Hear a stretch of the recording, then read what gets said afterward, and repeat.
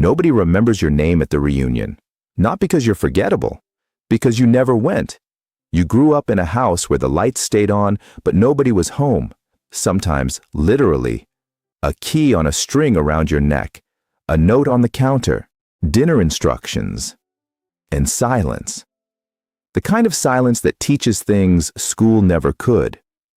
You learned early that waiting for someone to save you had a terrible track record, so you stopped waiting. You fixed the bike yourself. You figured out the bus schedule.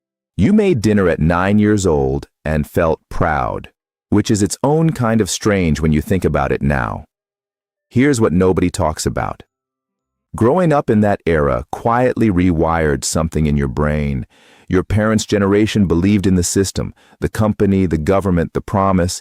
You watched that faith get returned to sender, Watergate, layoffs, divorce rates climbing like records nobody wanted to set.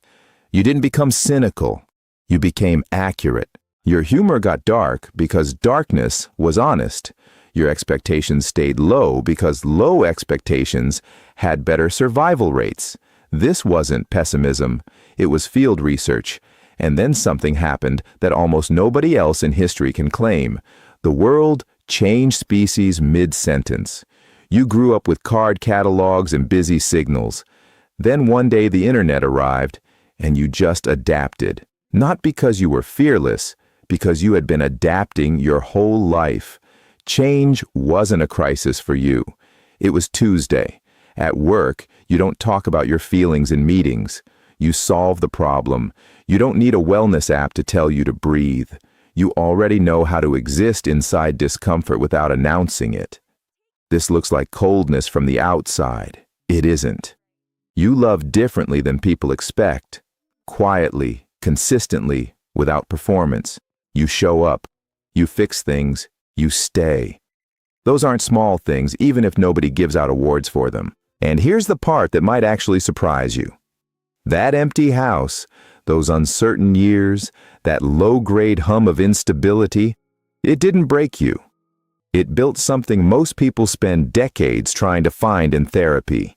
The ability to sit with uncertainty and keep moving anyway. You're not numb. You're durable. You're not cold.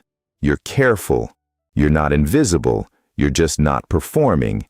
And somewhere between the analog world you were born into and the digital one you learned to navigate, you became something genuinely rare. A person who knows how to survive the gap.